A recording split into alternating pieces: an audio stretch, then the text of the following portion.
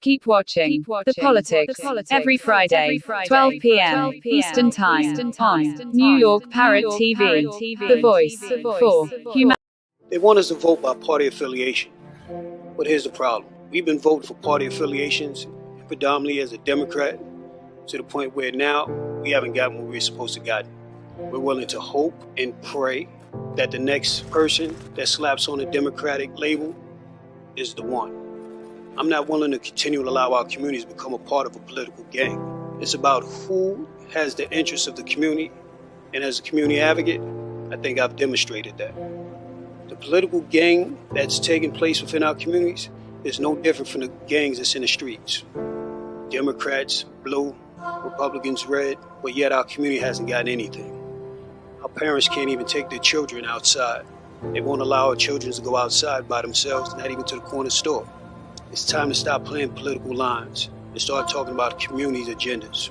This November, you're voting for somebody that has the voice as well as the well-intentions of the community. You're voting for somebody that was born and raised in Harlem, and that's about Harlem.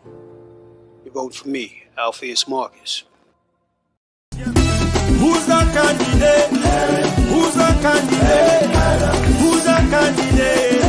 Who's the candidate? I know what it is to be a victim of police brutality, to fight for justice, for Amadou Diallo, Abdel Louima, because I was there. Racial inequality is woven into the fabric of America. 2021, make your vote count now, count now, count now, count now. Vote now, vote now, vote now. Every card down, please a ballot now. We have to end inequality in our school and in housing and ensure we won't have crime and gun violence destroying our city. This is our moment. Make it count, make it count, make your vote, make it count. We say, oh yeah, who's our candidate? Who's our candidate? Who's our candidate? Who's our candidate? Who's our candidate? Who's our candidate? Okay, now that we've had our commercial, we can get into talking politics. I am Robert Press, and Mr. Dion Powell, one of my co-hosts, always wants me to show my official NYPD press credentials. Are you with us, Mr. Powell? Would you introduce yourself, please? Hi, everyone. I'm County Committeeman Dion Powell of the 79th Assembly District and founder of the New York State Free Thinking Democrats in the South Bronx and beyond. Okay, and my other co-host is Anthony Rivieccio. Would you please introduce yourself, Anthony, and tell us who you are? I'll give you the short version because the long version will take the rest of the show. As everyone knows, I have 3 lives. My first and predominant life, I am the owner of Rivieccio Financial Advisors, a financial advisory firm. My second life is I am a college professor of business and finance at both Harvard H. Lehman College and Monroe College. And number 3, I am the founder of a wonderful small political club in the northwest section of the Bronx called Northwest Bronx Democrats, which you can find on Facebook. Okay, and I am wearing my Dodger t-shirt because the LA Dodgers beat the San Francisco Giants last night, as I said last week, and they took the series. So they are now on to the next phase before going into the World Series, where they should become World Series champions once again. Now, let's get into our guest. We have Diane Sayre, and if she's on, she is running in 2022 for the United States Senate against Chuck Schumer. Okay, now, would you please tell us about yourself, and are you going to be in the primary, or are you going in the general election against him? No, right now I will be in the general election. I presume you can hear me, is that right? Yes. Okay. Please tell us what party then.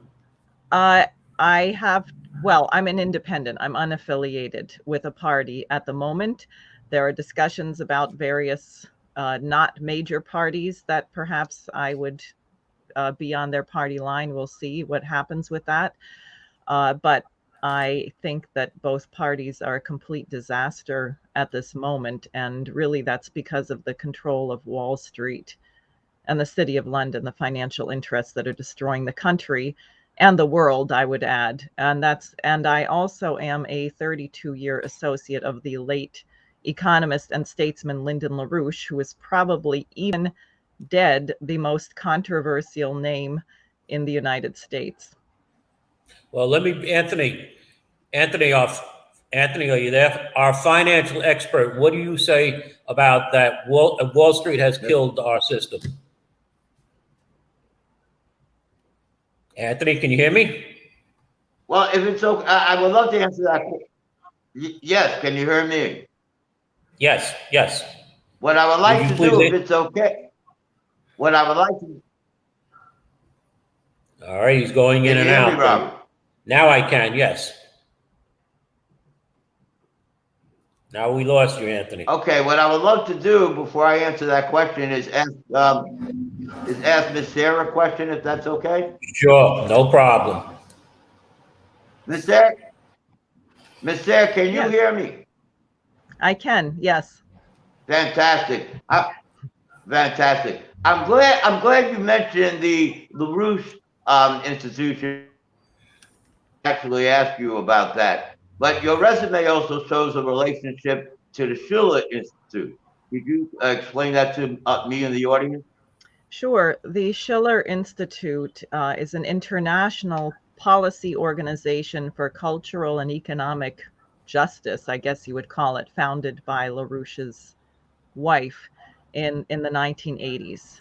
And one of the things I have done with the Schiller Institute is actually I founded a large community chorus in New York City, because I think it is very important that people actually are able to participate in doing something that is beautiful and that is unifying.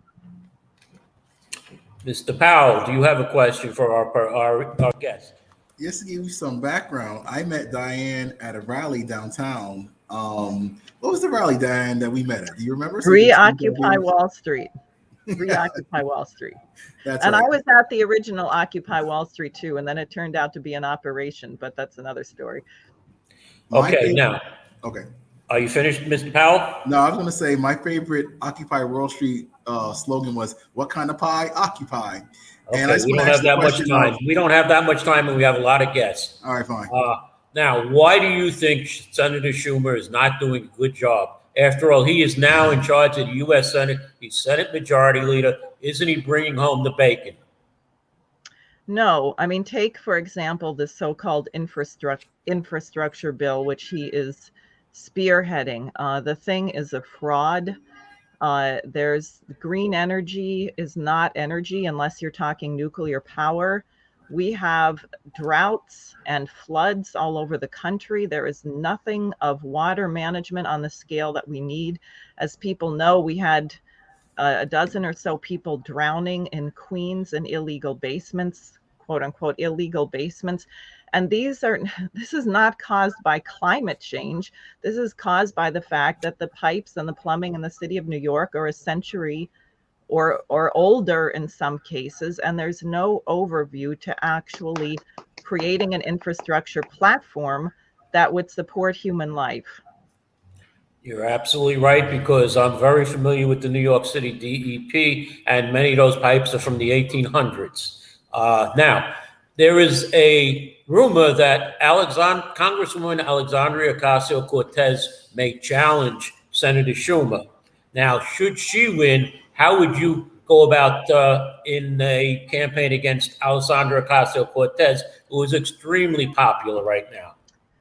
Well, I think the issue is, again, this green question, because there is no evidence that shows that carbon dioxide causes climate change.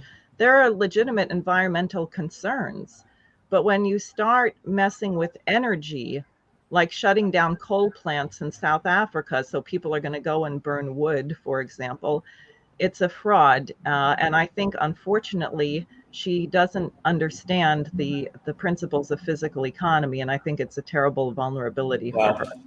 All right, let me ask you one more question. We're moving to electric cars. Now, they run on lithium batteries. What happens when all these lithium batteries have to be disposed of? I've been told that some people say that's even worse than what we have right now. Is that true or false? Well, first of all, we don't have enough lithium. Second of all, we don't have enough electricity.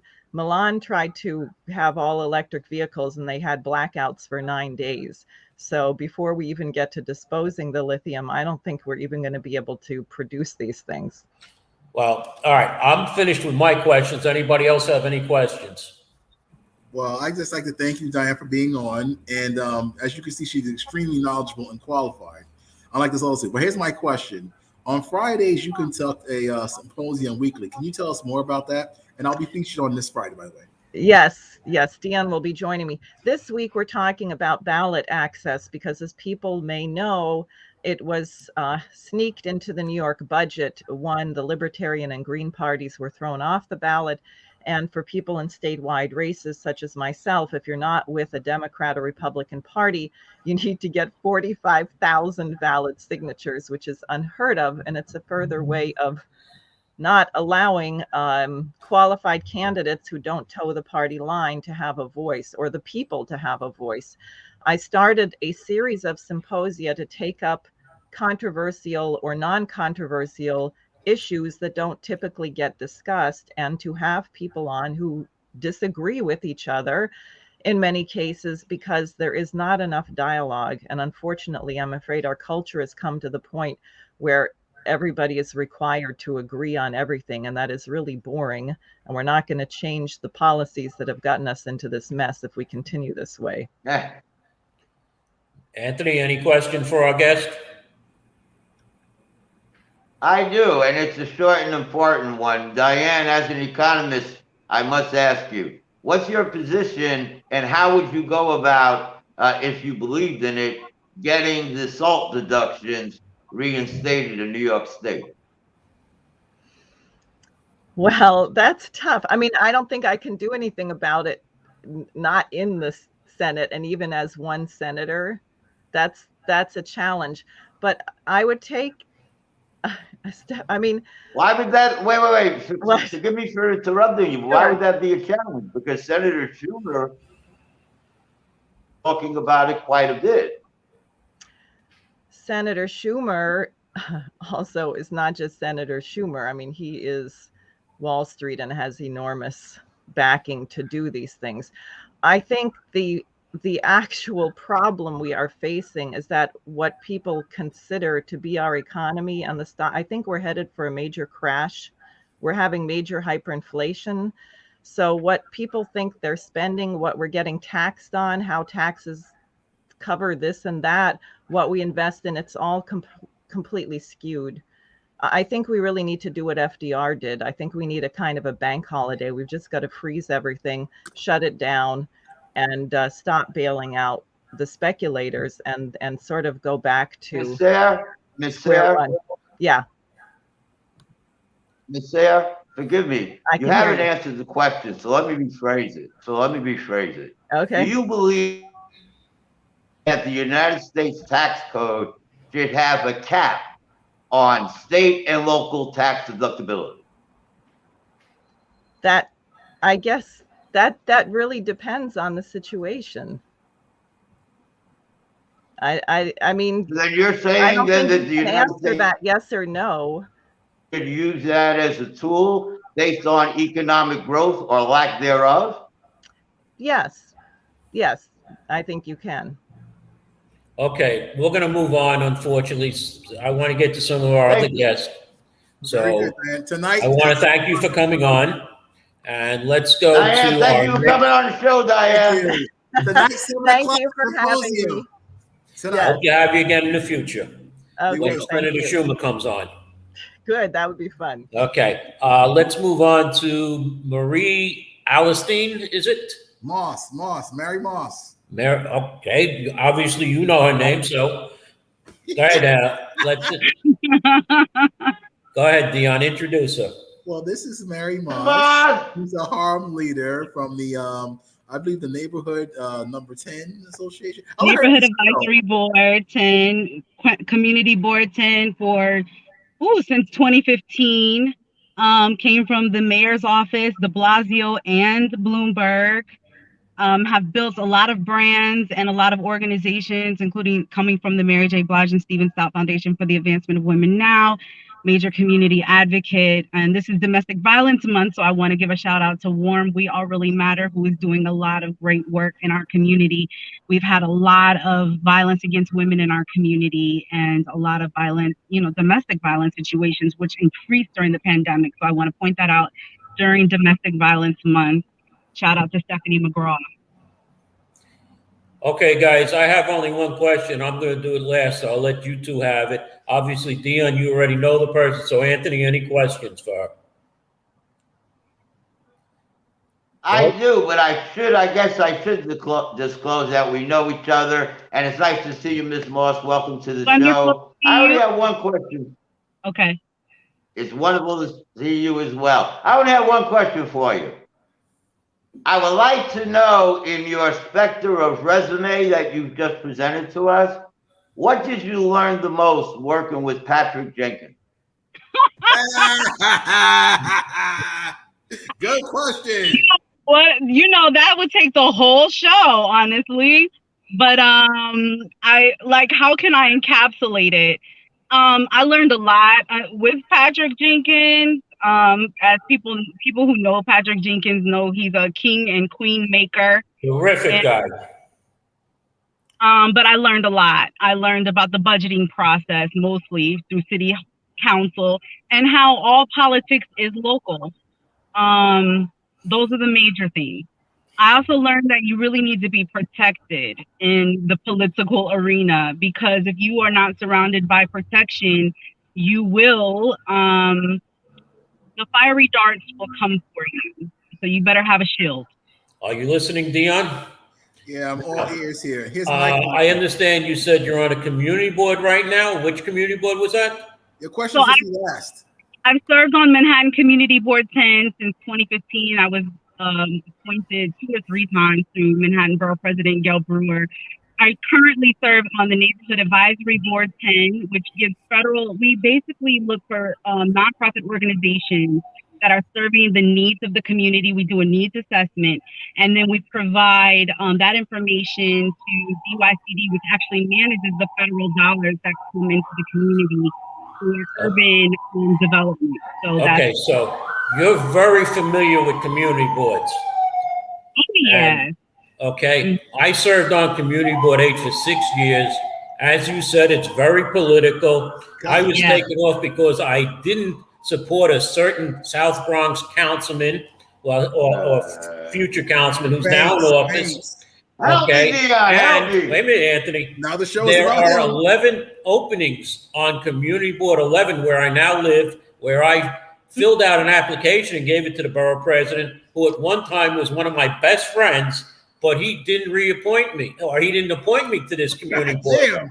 And he appointed people who never even attended a community board meeting. So would you say that politics is involved in putting on people on the community board? Ms. Moss? Ms. Moss? Board. I do apologize. I do have one more question for you. Well, I want an answer, Anthony. Is politics involved? Your question was supposed to be last. What about my question? And I'm the host. Can you please answer the question? It's all about him and his problems, Mary. Mr. Press, so that is a loaded question. So I have a loaded answer. And again, I'm going to try to encapsulate it in the little short time that I have on this show. But one of the things that I learned, so when I first applied for the community board, I thought I'd be a natural shoo-in because my mother was taking me to like Board of Education meetings when I was like 7. I was in NAACP when I was a teenager and became the elected vice president and president of the NAACP youth for the whole state. So I thought I'd be a shoo-in the first time I went in. And that was when Borough President Scott Stringer was there. And I was not selected. This was right after I was working for the Mary J. Blige and Stephen Stout Foundation for the Advancement of Women Now. And I was not selected. And then when I reapplied, I was working for the Department of Small Business Services after having served in Bloomberg's administration and de Blasio's administration. And I worked on both of de Blasio campaigns. So I'm going to put that. Anyway, nevertheless, I was selected in the year of 2015. And that was the year that there was like I don't know, like thousands of people who applied that year. And so there were only 3 positions on Manhattan Community Board 10, and I was one of the 3. So it was really, and then Manhattan Borough President Gail Brewer came in and you know, kind of acclimated us in person, because the 3 of us who were selected, because it was so like select that year. So I don't know what their process was, but I know that I didn't think I did well in the interview process because it was a group interview and it was in the Manhattan office. So I think so the moral of that story, Mr. Press, is that it means you got to work harder. No, That's the moral of that story. My question. Moss, I do have one quick question. I'll get mine later. Dion, one quick question, if I might. Miss Moss, we're about ready to have some Harlem candidates on after you. And of course, we're all aware of what's happening in Harlem, the east-west side. I'd like to hear your thoughts about the gentrification of Harlem. Woo, okay, so thank you for that, Professor Anthony. I would say this. So when as I got on the Manhattan Community Board 10, I was also working on a master's degree with my fellow comrade over here, Dion Powell at the Metropolitan College of New York. We both got our MCY. Metropolitan College of New York. Shout out to them.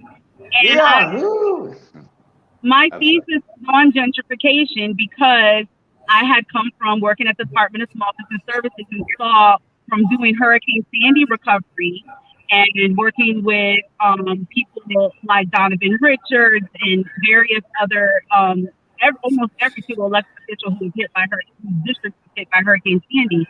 I was able to, we came up with a process for the community board, and that's where the problems ensue, because you have a lot of people on the board who have special interest groups, because all politics are local, and they hit people's pockets early. I was not one of those people. I wanted to see real results, and I wanted to curb the 22% poverty rate of Harlem by incorporating everyone who came before the board and saying, make sure you hire locally, because our young people, our people in our community need jobs.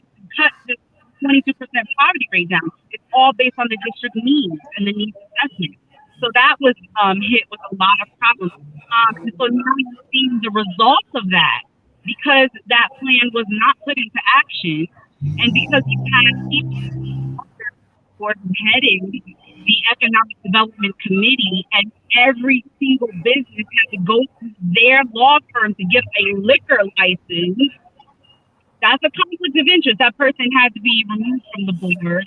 However, you're seeing the ramifications still of that in the community. So we need a gentrification plan. We still do.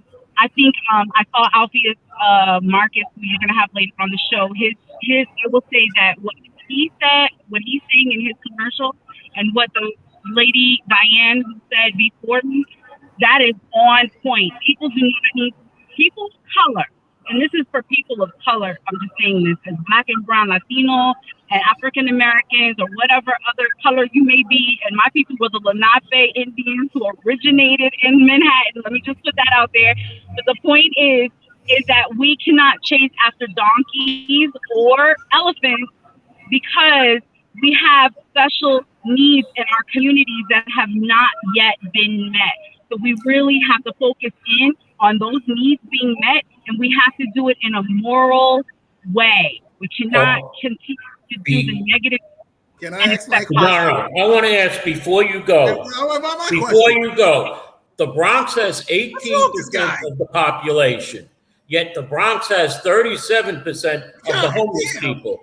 Now, I was on the Citizens Advisory Committee for the Jerome Park Reservoir, and we beat the reservoir. We beat the city with putting the reservoir in there, putting the filtration plant reservoir in fair share. Do you think it's fair that the Bronx has 37% of the homeless people while it only has 18% of the population? Do you think it's fair?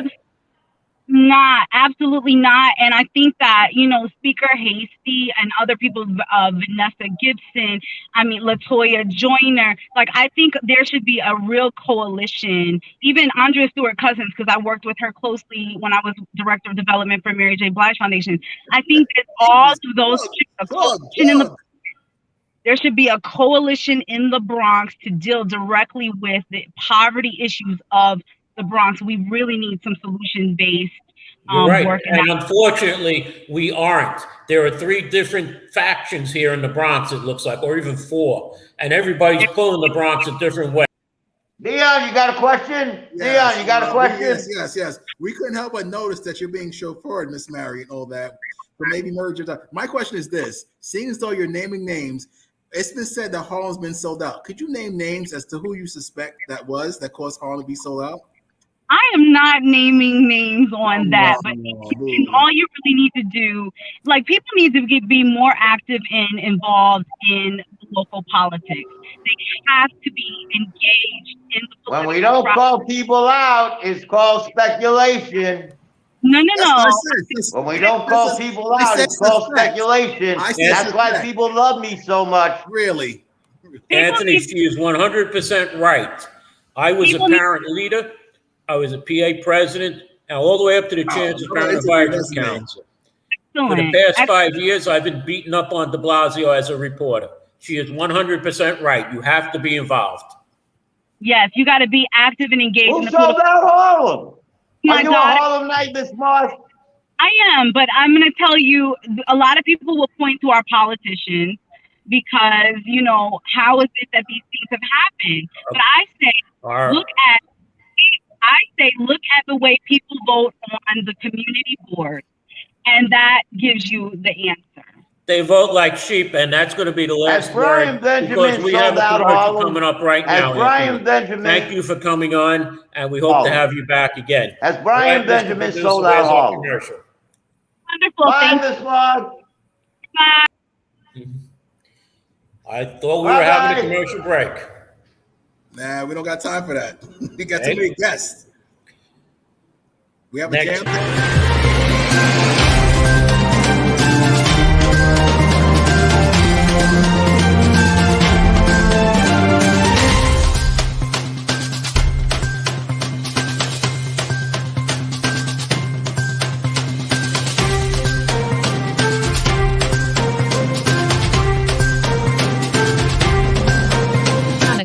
Keep watching The Politics every Friday, 12 p.m. Eastern Time on New York Parrot TV, the voice for humanity.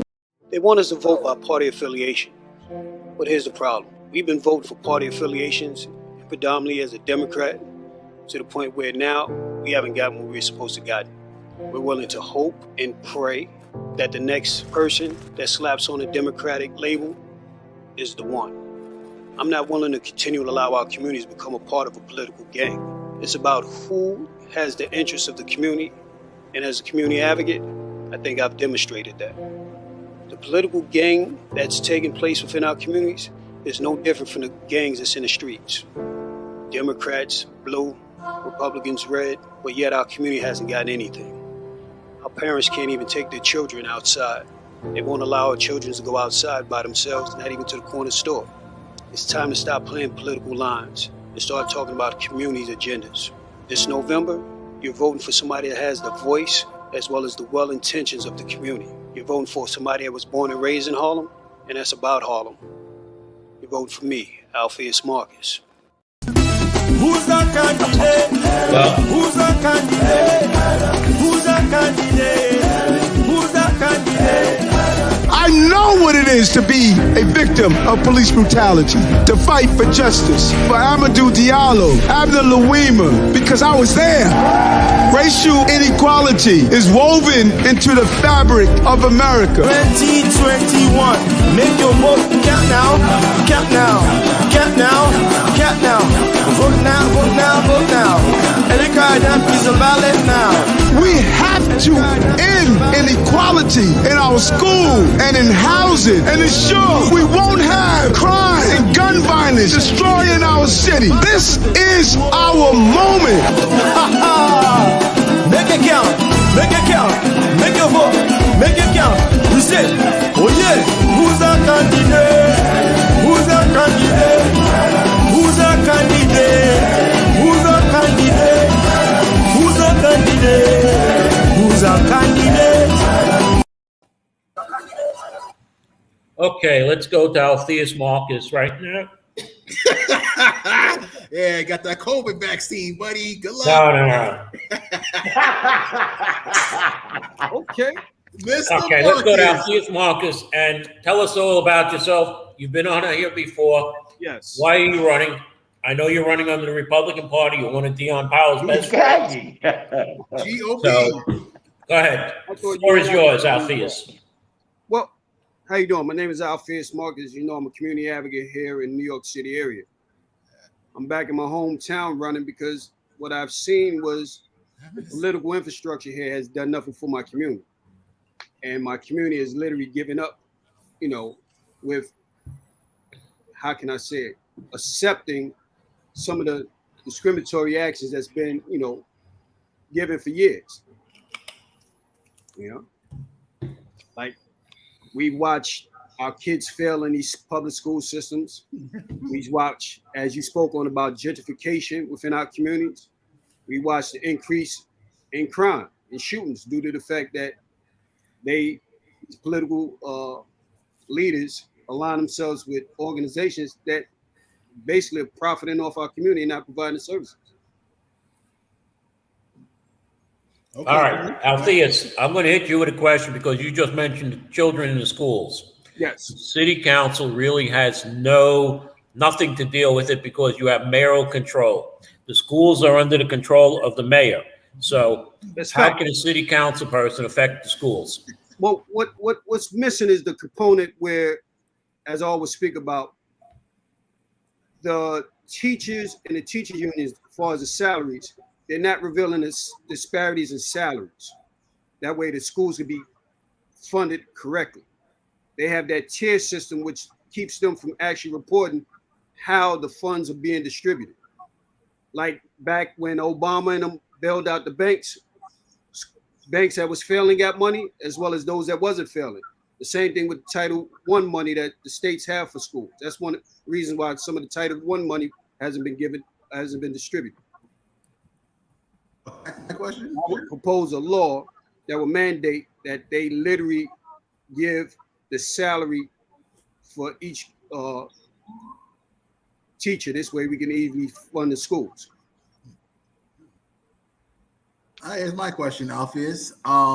Mary Moss was shy to name names. I know you're not. Can you, they say, I'll ask you the same question I asked her, which you heard.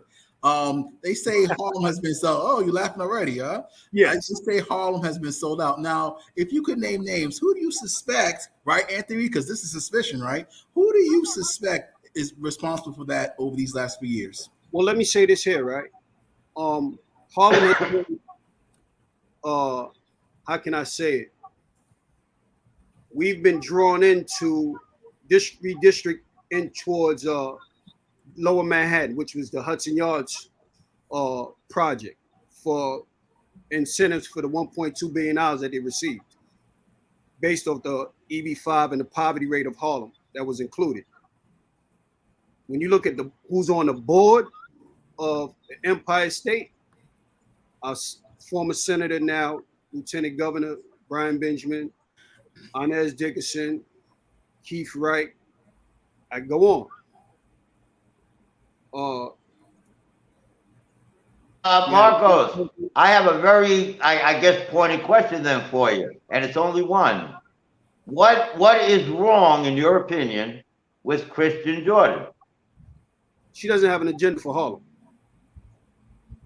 Her agenda is a personal agenda, which is based on her sexuality. She wants to be the first queer lesbian in office. She doesn't have the agendas of the community. What she's talking about isn't realistic. She wants to defund the police or abolish the police when Harlem has seen a 63% increase in shootings. She doesn't understand that Harlem having an increase in homeless population due to the fact that the city itself contracts out the organization that's supposed to deal with these issues as shelter providers haven't been doing so. She's in bed with a lot of developers. And that's been the main problem here in Harlem. Okay, well, here's the question for Diane, and it's going to follow with you, Marcus. Diane, you have 2 minutes to highlight your agenda and what's the difference between you and your Senator Schumer. And it's going to be the same question for Marcus with his race. Okay, go ahead, Diane. Okay, well, the difference between myself and Senator Schumer is that I would declare war on Wall Street and on the intelligence agencies like the FBI and CIA, which he protects and says you're not allowed to go after. And I would just remind people, many people may be too young to remember what happened with Enron, what you heard the executives saying on the trading floor or the tapes when they were shutting down electricity and increasing the prices 100-fold. And they said things like, we're going to F Granny, because they took a sadistic pleasure in making money over the suffering of human beings. And if the American people are not prepared to stand up against that, then we're going to lose the republic. Thank you, Diane. The same question for Marcus. You have 2 minutes to address your potential constituents and the difference between you and your opponent. Well, the difference between me and my opponent is the fact that I'm from Harlem. I know the issues of Harlem. I've been addressing some of the issues with other leaders within the community. I really care about the community. This is not no ulterior motive. This is simply to put the trust as well as the votes and confidence back into the community. We wanted, this campaign is about the community, showing that we plan on addressing the issues accordingly, opposed to allowing special interest groups come in and do what they want. Okay, now that I'm back on the show, Alpheus, let me ask you my question. Since you mentioned Title I and the schools, what do you know about the school funding? What do you know about Title I funding? I was a parent leader all the way up to the Chancellor Parent Advisory Council, and I know how this funding comes down to the schools. So don't just say, oh, we're not doing it right. Show me how it's not being done right. It's done by seniority. It's done by enrollment. Go ahead. Do you know exactly how it's done? No, you don't. Oh, God. You go to personal tax. Hold on for a second, Mr. Because both federal as well as independent studies have shown that the fact that the Tier 1 system that the teachers unions have, they send low performing or low qualified teachers in the high risk communities, which is Black and brown communities. They don't have the same funding. Excuse me? He's having some COVID side effects. You guys, excuse me, have some COVID vaccine side effects. He needs a booster shot. He needs a nice needle. The funding for children of color is completely different from funding for affluent communities. And if you want to believe the stigma that it's based off tax dollars, then that there is discriminatory in itself, because majority of schools in high-risk communities, Black communities, they don't own, they rent. So that would negate whatever stigmas that you have. The show that, again, is designed to discriminate against the community. So it's not about tax dollars and tax property taxes. That's right, because New York State pays the most per student than anywhere else in the country. Unfortunately, Mr. Press's computer needs a booster shot as well, because he's having All right, so now I guess we're going to have to, with the producer's permission, because Press is turning red from the side effects, to bring on Shanna. It's the COVID. It's COVID. Dodgers. Boo, Dodgers. I'm trying to figure out how you live in the Bronx and you going for the Dodgers. He's a sellout. That's that one. Well, back in his day when he was a Yankees fan, you know, they sounded his mic, which is correct. Yes, yeah, we get that guy. Oh, he's back. Press. What a mess! What a mess. What do we have? A few minutes left. We have another guest. I believe she's running for the 30th State Senate, which is Brian Benjamin's now vacant seat. Can we bring her on, Mr. Producer? Because there's a question that Mr. Marcos brought up, and she, you know, the state is the one that provides funding. Mr. Marcus, like the film star. So let's get back to Mr. Marcus. You have a final message, sir? Yeah. That's an inside joke. Again, you know, the platform that I'm running on is about Harlem. Understanding that Harlem has been essentially deprived of true leadership. Everybody has literally capitalized off making money off the residents and haven't given back. I've always said this. We've invested in a lot of people's careers, political, and we haven't gotten anything on our return investment. It's time to stop that, because what they're banking on is that the people just vote down the line, right, without being informed as to who is going to benefit their community. And that's what we have to stop. Thank you, Mr. Marcus. So next up, we have Shauna. Dion, quickly, if I might. Marcos, thanks for coming on the show. All right, well, we're going to have to introduce our next guest. Hi, next guest. I'm back, Dion. Oh, God. Shauna, would you please introduce yourself? I know you're running for Brian Benjamin's vacant seat. We were hoping to have your one of your opponents, Mr. Cordell, clear. Yes, Cordell. And the third opponent is Oz Sultan, who was, Dion, didn't we meet Mr. Sultan at the Libertarian Party event in the Bronx last year? Yes, we did, but we're not here to talk about him right now. Okay, so the floor is now yours. Tell us why you're running for Brian Benjamin's seat, why you're going to do better, and since we had a question from before about funding for the city schools, that is done at the state level. So can you, when you finish your statement, can you please explain school funding to the city? Okay. And who does your hair? Oh, God. That's so, yeah, I feel like I have a different hairstyle every time. But so no, I'm Shauna Harmon Goff, and I'm running for New York State Senate, which is District 30. We all know is Harlem, East Harlem, Upper West Side, parts of Washington Heights, Hamilton Heights, and Morningside Heights. I'm born and raised in Harlem. And I know you hear this Southern accent, so you're like, where is that coming from? I spent a number of years, about 17 years in Columbia, South Carolina. And went to college there, got married, have a family, and then moved back to New York. He ended up passing away. And I came into politics when I moved in back to New York 6 years ago. I was like, you know what? I have a legal background. So right. I went to law school, got my master's and Juris Doctorate degree. So when I came back to New York, I live in a place called Esplanade Gardens, which is one of the biggest co-ops in Harlem. And someone said, we want a young lawyer on the board. Why don't you run for the board? And I was like, I don't know. I moved away for so long. People probably forgot who I was. So I moved back into the same community where I was raised.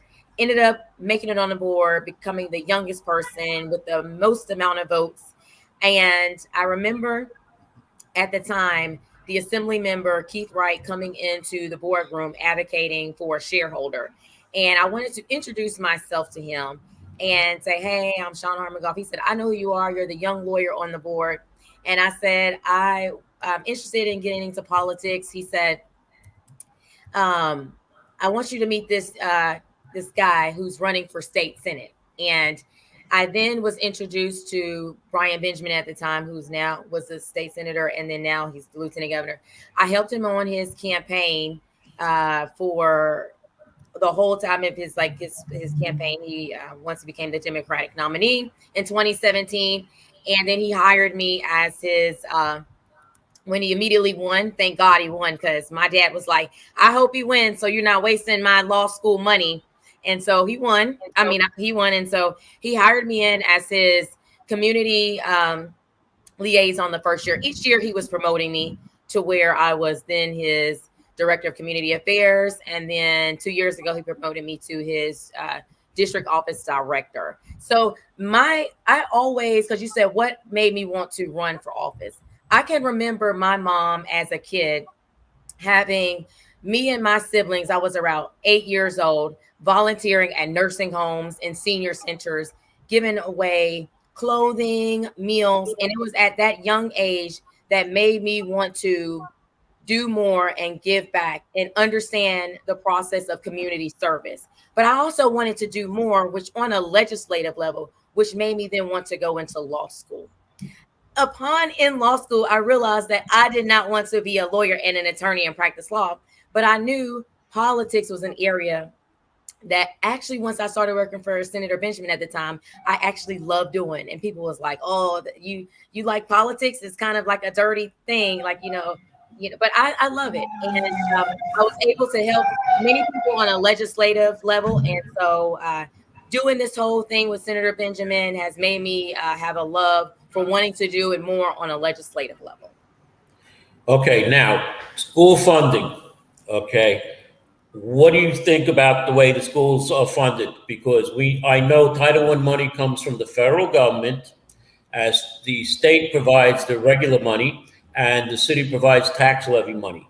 Okay, so what is wrong with the state formula? Kathy Hochul said yesterday that everything is fine. We're going to pay for the CFE, what we owe the city. And that's been how long on that?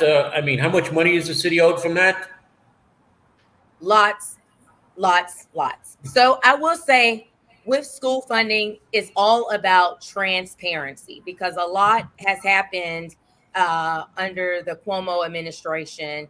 And now we have a new governor. So we're expecting big and great things that she's now having to do, or shoes to fill from what has happened in the Cuomo's administration. So I'm hopeful. I do believe that more transparency needs to be done as far as school funding, and people need to know where are these dollars actually going, and are they going to the appropriate schools, and are the schools using it appropriately? So as regarding school funding, it's just being more transparent and actually doing what they say they're going to do regarding the funding. Well, let me ask you, as a parent from before mayoral control, are you in favor of mayoral control? And when it comes up to be voted on again, would you vote yes or no on mayoral control, and why? So I'm still, that's, tricky. I'm still researching and seeing, so I'm going to say I'm researching, and it depends on, it depends. So I'm going to say it depends, but I'm still researching on that.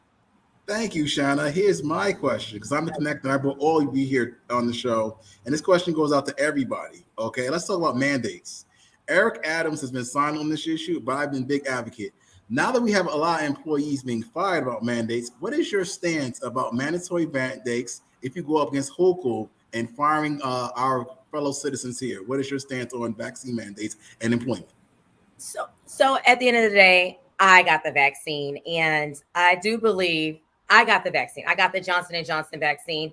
I do believe, and this is my personal opinion, you can, fuss at me after.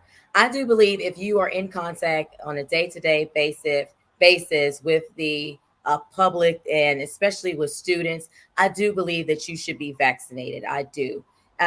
So I don't know if you can actually mandate everyone to get a vaccine. I think it's going to be impossible to do. However, I do believe that if you are face to face with the public, especially our young people and our seniors, the most vulnerable population, that you should get vaccinated. Let me clarify my question for the rest of everybody else. I'm talking about vaccines when it comes to employees of the public sector and private sector. I'm of the belief with Blexit, New York, that they should have been able to be transferred to another position. So I'm going to go to Mary Moss, then Diane for that question. Yes, you know my position on this. You already asked me this before. I think at this point now, there's a couple of problems I have with this. Number one, FDR 100 years ago was able to get past the Spanish flu in record speed compared to where we are right now 100 years later. So what is wrong with our advanced civilization today that we're not past COVID-19 yet? But now there are alternatives to the vaccine. There's an antibody treatment. So I don't think that you can mandate a vaccine when there are other treatments now available. And again, when we were kids and you got the flu and I got the flu, and I'm not likening COVID-19 to the flu because we know that there's a lot more involved in it than just flu-like symptoms. But when you were a kid and I was a kid and we got the flu, your mama gave you something, my mama gave me something. They did not do the same thing. We both healed from it somehow. We don't have the flu today. We're still alive. So I'm just saying there's more than one way to solve a situation. There's more than one way to resolve this disease, this sickness. And we have the most brilliant minds. So again, the antibody treatment is out. I don't see how you can mandate it at this point. Thank you. And so over to Diane, and that's right. The flu vaccine and shot is optional too. So Diane, the same question. I don't support mandates. I do support people being vaccinated. I think we have a problem, which is that the government and the pharmaceutical companies have so frequently betrayed the trust of the American population that they cannot impose things on people because there is legitimate reason to not trust them. So you have a different kind of problem, which is not mandate or not, it's a whole different kind of problem. And frankly, we have an economy which makes people sick, because if you are impoverished and malnourished and don't have clean drinking water and don't have electricity 24/7, you're more likely to be sick. And those things have to be addressed as the priority. And unless they are addressed, then people will not trust whatever anyone tells them. Thank you. Marcus, same question. Well, I have a problem with the mandates due to the fact of this here. The narrative concerning this here has changed drastically. They've always told us that 20% of the people that will be affected by this are the elderly, as well as, I froze up. So you can hear me? Yes, sir. Okay, because I froze up. But they explain that 80% of the people that get this, 98 to 99% will fully recover. That it will be the 20%, those that's elderly as well as compromised immune systems, will be the ones that who's the host of the show? Am I the host or is Dion Powell? Right? Now, when you look at the CDC, they tell you 76% of the people affected by this are 65 years and older. So it stayed within the narrative. So if you know that the demographics that you stated was going to be affected by this, why are you mandating this for people that you already said would fully recover? It doesn't make sense. And the change in the narrative doesn't warrant the mandates, especially when, you haven't really done any real studies on it. All right, thank you, Mr. Marcus. So I'm going to end with Shana, and then we're going to go back again for our lightning round. Okay, Shana, this is my question. Because of the blockchain, our economics are hurting right now. A lot of people, because of COVID, either lost their job on the docks or won't come back to their work on the docks. Dion. Go ahead. You're not the host, Dion. Let Anthony talk. I like to get back to your prior question, and this goes for everyone. I'm not science either, therefore I'm very. But my question is this: part of the science, right, if you believe it, that even if you get the shot, which it sounds did, you're still carrying the virus. You can still potentially catch it yourself and spread it to someone else. Now that's according to the science, not according to me. So I just have to ask the audience, and I would like to ask every one of them, if you feel so strong that people should get vaccinated, and Shauna, you said you're doing it because you're out in the public, well, how are you protecting yourself and the public if the vaccination, according to the science, shows that you can still carry it and spread it to others? This is the one major reason why people are against vaccination. Absolutely. So I think one of the ways, as we know, is wearing your mask, right? And try to social distance as you possibly can, which we know people aren't really doing. But if you can wear your mask, they say, if I have my mask on, you have your mask on, that reduces the risk of getting COVID.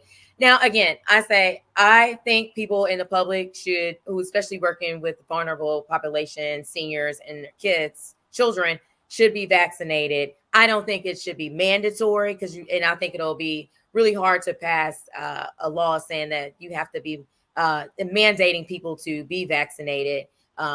Again, one way to help is wear your mask. So then you agree that even though you took your shot, you're still not protecting the public the way you would like. Yeah, exactly. They've said that even though you get the vaccine, you can still get COVID. So again, it's just basically wearing your mask and being responsible. Is if you've not gotten vaccinated and you don't want to wear a mask, at least social distance as much as you can. But wear your mask is what I'm saying. Thank you, Shauna. Yes, no, I totally agree with you. Thank you, Shauna, for joining. There are many preventive measures. Now we're on to Diane. Diane, are you with us?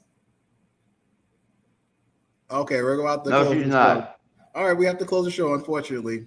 So, yes, I was trying to end with the blockchain. Thank you for coming. And thank you, Mr. Marcus. Thank you, Mary Moss. Thank you, Diane Sayer. And thank you, Shana Harmagoff. all of these candidates and community leaders on our show. Thank you, Dion Powell. Thank you, Robert Press. It was wonderful hosting the show. If you guys want to end by answering the It was question, wonderful. if you want to answer the question, Diane, Alpheus, quite frankly, and Mary, right quick. The one about COVID again? Let me The just man- say I watched. What about COVID? Let me just say I watched Event 201, and I watched the FDA conference as early as last month, and I've seen what the doctors have said about all this. And I believe people should be more informed about going to those sites, CDC and WHO. This way they understand what's going on, opposed to what's being perpetuated within the media. Okay, back to you, Diane, and then Mary. I think it's really about caring for other people and not just yourself, because you don't know when you're talking to someone who's totally vulnerable, and therefore, and it is true that people who are vaccinated, who generally tend to be much less sick or may not even experience symptoms, may be transmitting the virus unawares. So you just have to think it's a case by case, and you actually have to care about people besides yourself. And on this freedom question, I would say we don't have fair elections. We're about to not get on the ballot. We don't have freedom of speech, and everyone is hysterical about wearing a mask or not. We've about lost the country. So we should put our priorities in the right place. All right, Mary, we're going to end with you, but the last question is for all three of us, starting with you, is are you vaxxed or not vaxxed? So answer the question, Mary, are you vaxxed or not vaxxed, with that answer, and then around again. Okay. I just want to address, though, I'm sorry, what Diane just said, because that scares me. When you say freedom of speech, that's our First Amendment right. We have to get back to the fact that this is America. We have a constitution, and that is the law of the land. So we have to continue to adhere to that. As far as vaccinations, my mother says she's vaccinated by the blood of Jesus. I'm going to say, oh, God. Listen. This is what I have to say is that there are other alternatives. Keep your immune system up. Everybody needs to listen to the doctors and listen to the science, but also use common sense. I mean, are we supposed to live our lives for the rest of our lives with cloth on our face? I mean, like, there has to be solutions. Again, 100 years ago, FDR figured something out.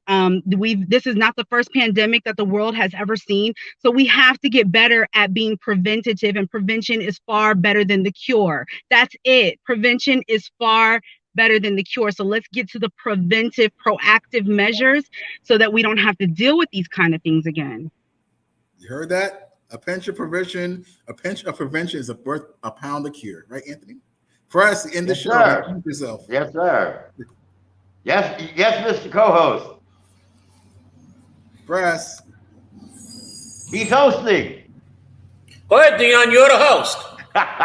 Well, go ahead. Finish it out. Go ahead. Let's talk about politics. Talk about state politics, now Biden, federal politics, and world politics now. What do we have? 1 minute? I apologize if my degree in communication. 1 minute? What degree? I'll tell you what your degree is. Your degree is. Your press flash your shield. Flash your shield.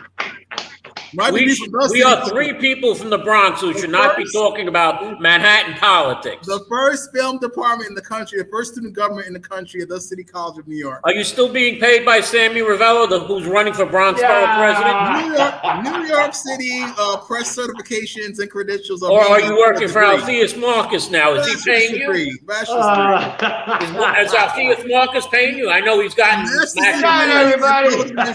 master's degree in public administration. Metropolitan. Anthony, you have anything to say? Where's your degree? Yeah. Good day, everybody. We'll be back next time, next week.